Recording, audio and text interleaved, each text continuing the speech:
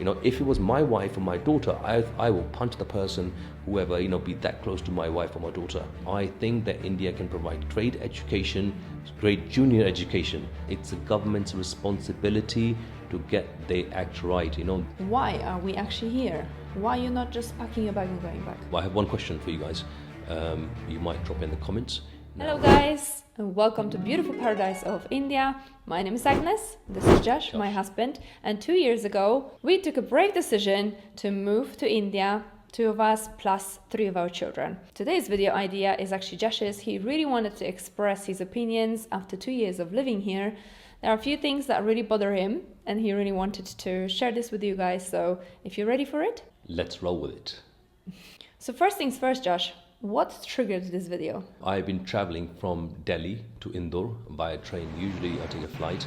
So I came with a friend and I noticed few things and it became really frustrating. The journey was horrendous and it kind of made me think that there is so much things I would like to share and maybe many people don't realize, and I would like to share my personal opinion on my journey and also what the thoughts I had on the way about India. And what is the goal of this video? Well, I can't make any massive changes and I think most might disagree with me. However, I would still like to try and persuade some to think differently. So what would you like to talk about, first of all? Well, I would like to concentrate on the tourism side of India. However, I would also like to discuss the positive and then move on to the negative. Some might think that I am always criticizing.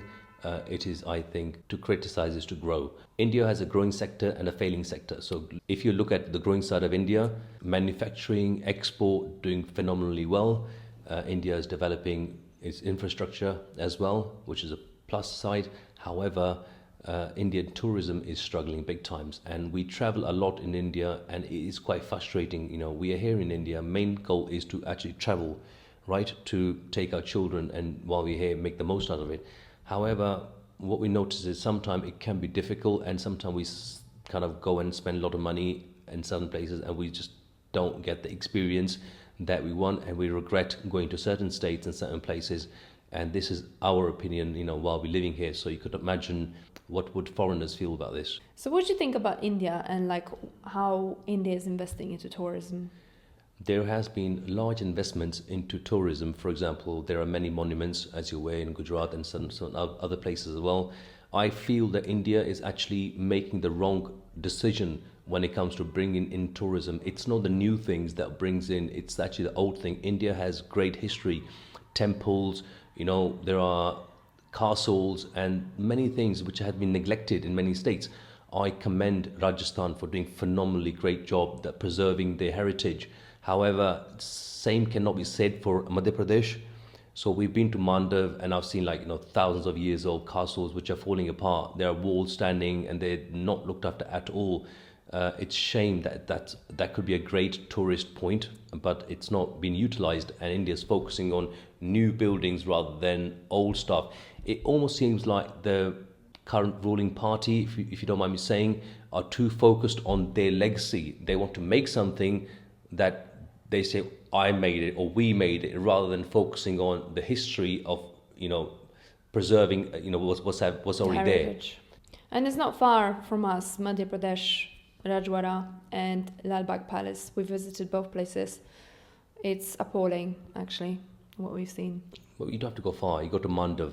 Mandav is a beautiful place, but it's been neglected. No one knows. Any tourist you can ask, and Mandav, they haven't got a clue because it's poorly advertised. The government does not look. It's a local tourists that go to Mandav, not the outsiders. So as you've mentioned, we do travel a lot and we spend a lot of money on fancy holidays. And what do you think about cost of holidays in India? Is there a good value for money? No. We spend on average on a holiday between 2 to 4 lakhs. And for the same money or for less money, we can actually travel Europe and have a great time. Now, we are here, so we would like to experience every state and every part of India. Therefore, we are happy to kind of spend that sort of money. We are investing into Indian tourism, but not many Europeans are doing the same, what we are doing. The costs here are phenomenal. It seems like everyone wants to get rich overnight. The hotel prices are crazy. and restaurants and stuff nearby are also, I feel, a bit rip off, and therefore, like, they're driving away the tourism. Now, media is beating on about Indians are traveling outside India, foreigners are choosing Sri Lanka, foreigners choosing, Malaysia and Vietnam and Thailand. And why is that? Because these countries actually give better experience, than India, and they're also cheaper as well than in India. Foreigners will not criticize India. It's very simple, because they will come in, they will spend here a day or 2 days here, whatever, week here, and then they go and they'll never return again.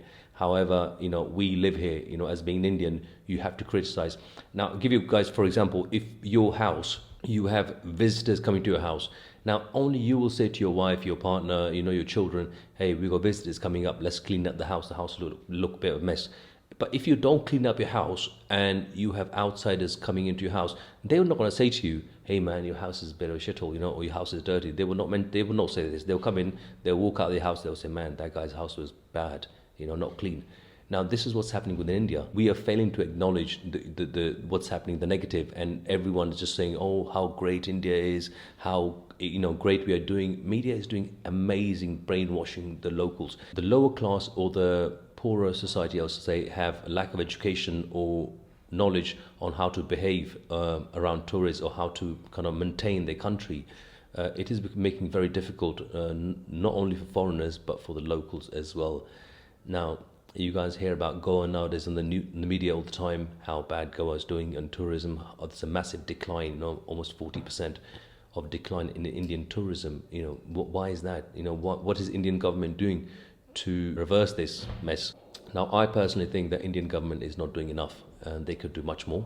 And it seems like a blame game. Everyone's passing the blame, and if you ask the MPs, they will say, oh, no, we're doing it amazing. They show you some figures. I don't know where they get these figures from. But yeah, so, there can be improvement. How do you think Indians treat foreigners? Well, generally, Indians are welcoming, loving, and quite hospitable. However, it's a lower class. Again, it comes to maybe education or awareness.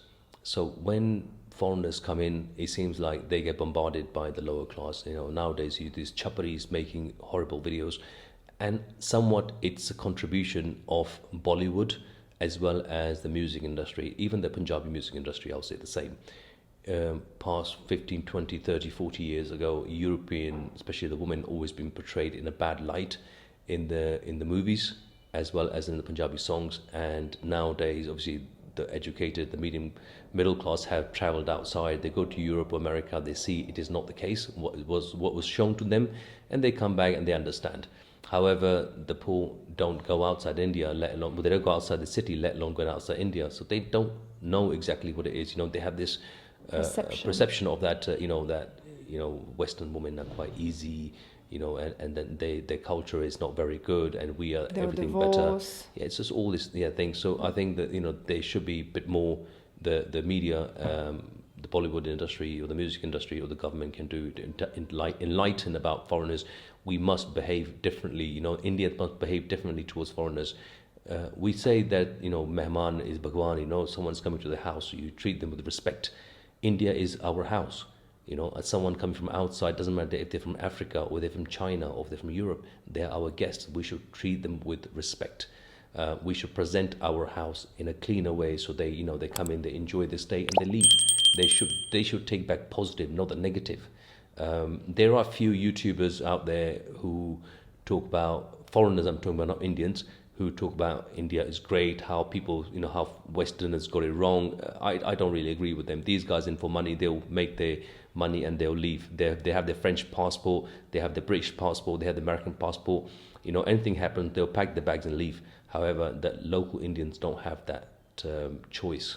And how about safety? Do you think foreigners can feel safe in India? Well, state to state differs. Now, there have been many attacks that have been highlighted. It seems like India is always on the firing line when it comes to safety. One incident in India will spread like a wildfire in the Western world. Western world is very quick to criticize India. Now, things happen everywhere. There's murders happening every day in the UK, in America. That's not highlighted. Yet, incident in India, something like this, especially a foreigner involved, it gets highlighted. It's almost that foreign media deters foreigners to come to India. Again, Indians are traveling outside India, so foreign media is telling foreigners not to travel to India. You gotta kind of understand. If Indians are not happy to kind of travel in India, why would foreigners come here? Safety in India, again, it is a questionable thing. Now, you cannot safely travel on the metro, you cannot safely travel on the train, you cannot safely travel by road.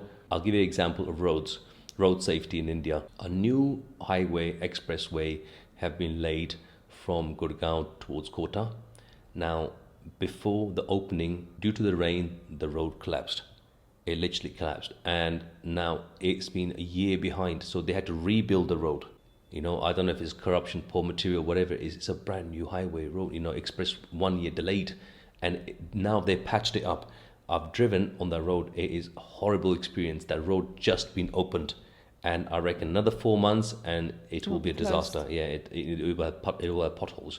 So road safety is not there. They'll put the speed humps wherever they want to put the speed humps. There is no, measurements of speed humps, how big they are, how small they are, what sort of damage they're doing. I personally believe there's no reason of speed humps to be on highway. They cause pollution.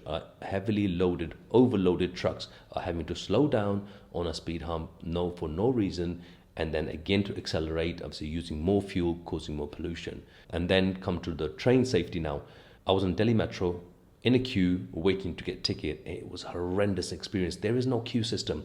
Now, what I noticed that men are stuck onto women like this, literally stuck onto them, and this is disrespectful. On one hand, Metro in Delhi has given women its own carriage, for the women's safety, but then it comes to queue system where men are rubbing themselves into the women. It's horrendous. I've never seen such thing anywhere in the world. And that things must not happen. There should be a men's queue and ladies' queue. In India, people have to be held by the finger, led by the finger. It's no common sense. If it was my wife or my daughter, I will punch the person, whoever, be that close to my wife or my daughter. And yet no one cares. It seems like it's not their problem. It's not my daughter, so why should I care? This is the mentality of many here, and it's quite sad to see that. In Europe, you will get questioned. You stand behind a woman that close, you will get pulled up on this. People will say to you, they will say, step back. Personal space. So safety again, the road safety, I think it can improve. The trains and stuff also can improve. Now, I was on the metro, and there's a ladies' carriage, and I saw blokes in there. No word of lie. There was guys on the ladies' carriage. Now, again, many might agree, many have seen this, many might disagree, but I have seen it with my own eyes. And then it comes to the road safety, again, the pedestrian, there's no footpaths, right?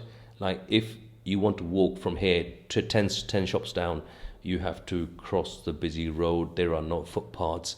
There are dogs in the street, which you again, you don't feel safe around wild dogs. Locals might find this normal, a day-to-day life. You're living in India, think, yeah, this is everyday thing. We're used to this, but foreigners are not used to this. So how would you expect a tourist to come to your country if you cannot provide them safety, if you cannot provide them, a safe passage around the country? So who do you think is to blame for all this, for treating the foreigners in India? Well, I point the fingers at government. Again, government's in charge. It's their responsibility. Guys, I don't give a shit about who is in power. It could be, BJP, it could be CJP, it could be BBP, whoever they are, whoever's in power, we must criticize. It's the government's responsibility to get their act right. They have come in power. They have chosen to lead. They have chosen to improve, and they must do this. And if they're failing to do this, we must criticize. I don't hate the government. I have no personal agenda. For me, it's very easy. If I don't like being here, I can pack my bags and go. Many have actually said on the messages, why don't you leave India if it's so difficult, if you don't like being here? I am here for my personal reasons. So mainly it's my children's education. I think that India can provide great education, great junior education. Until my kids are 10, they're having the great education and have access to a lot of good facilities. However, being here, I am an Indian. I have every right to criticize. Again, I have a British passport as well. I can pack my bag up and leave. Sadly, most Indians cannot do that. We have to criticize. Again, come to the same theory what I said about your personal house. Outsiders will not criticize, but but they talk about it outside, which affects your reputation. When Indians go abroad, they change. We know an Indian traveling to Switzerland will not throw the rubbish on the floor. They know the rules and the regulations in Switzerland, how people live and what people think about them. They will throw the rubbish in the bin. However, when they are in India, they will not do the same, So we have to point out, we have to stop people. If someone throws a litter in front of you, you must say, Bhaiya, madam, please don't litter the street, put the bin. Your local MP, approach them, ask them to install the bins at the bus stop, ask them to install bins wherever they can. There should be, improvements, around, especially in tourist areas. Maybe there should be some police members there. We were in Rajasthan, lovely place, and we went to this castle, right? And when we parked up front of the castle, there was a strong smell of urine. It seems like everyone's been weeing in the parking, and they haven't provided adequate toilets facilities for people.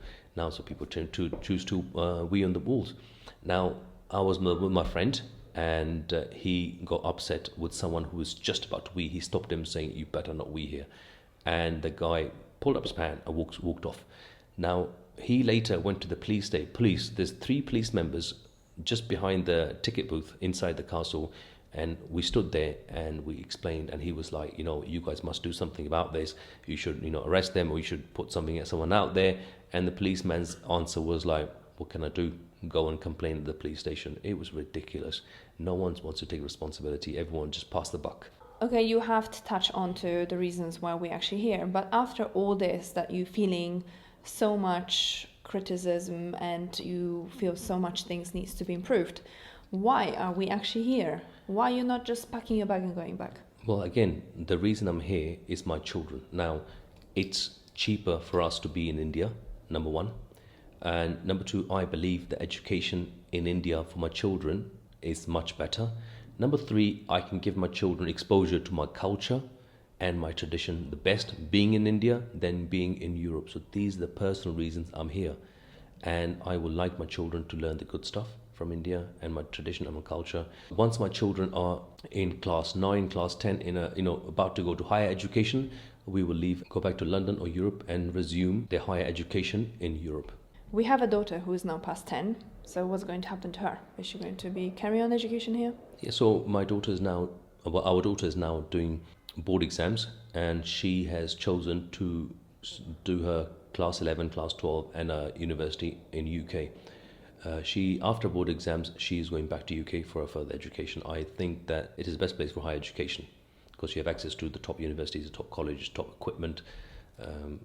And again, she doesn't have to pay like the locals have to pay. And also, I think finding a job in the future would be actually easier for her having the education done, higher education done from UK. Well, I have one question for you guys. You might drop in the comments. Now, what I can't understand is why do the wealthy treat the lower class with contempt? Why is this happening? I never experienced this in Europe. I sit with a friend. Some of my friends are very wealthy, doing well, and some of my friends might not be doing too great. But we go out, we sit, a taxi driver along with a doctor and a truck driver can sit together. In India, it's not the case. So why so much contempt against the poor? If you guys can answer that, I would appreciate. Well, guys, okay, I apologize if I have pulled the wrong strings. I do care about India, and I'm here. And again, I am Indian by birth and by appearance as well, as you can see. So I feel that these topics are quite close to my heart, and they do bother me. And I do want to see India prosper, and I want to see India to be the next China. Infrastructure, development-wise, and I wish to see the Indians change. We have a massive coastline which can be improved. We have history, we have old buildings. If the government can maintain those buildings and highlight them. One more thing, by the way, on the train I was traveling from Delhi to Bhopal. On the screen in the train, my friend also recognized the same thing. They played one video on repeat all the time. How to use the toilets, how you must not pull the safety line to stop the train, and how you must behave, and there's no alcohol allowed on the train, no smoking allowed on the train. This is a bit of common sense. You know, you can put something, okay, once done. So what does a train do to promote the tourism? There's nothing in the train. You know, on the screen they can put down when the train passes state to state. I think there could be things like when you're going from Delhi through Agra, they should say we are arriving at Agra. Now, what Agra is known for? Agra has Taj Mahal. You know, they have this, they have that, places to visit.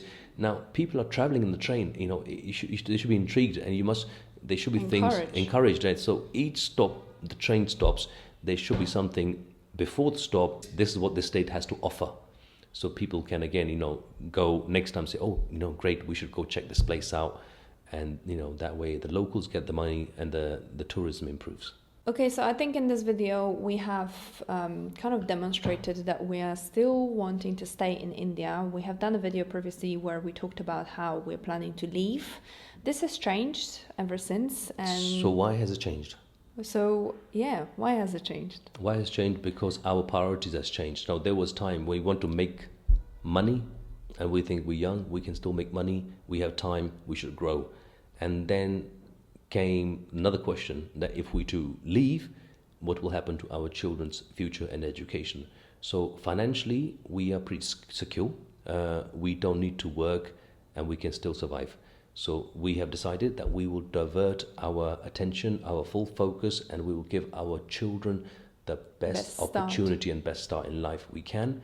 And once they are old enough to go towards higher education, then we will pursue, you know, whatever we have to. Mm-hmm. And should any opportunity come, because we're always open to anything new. And, you know, I'm doing my own thing. Josh is sort of looking after the house and making sure that our investments are in place and everything.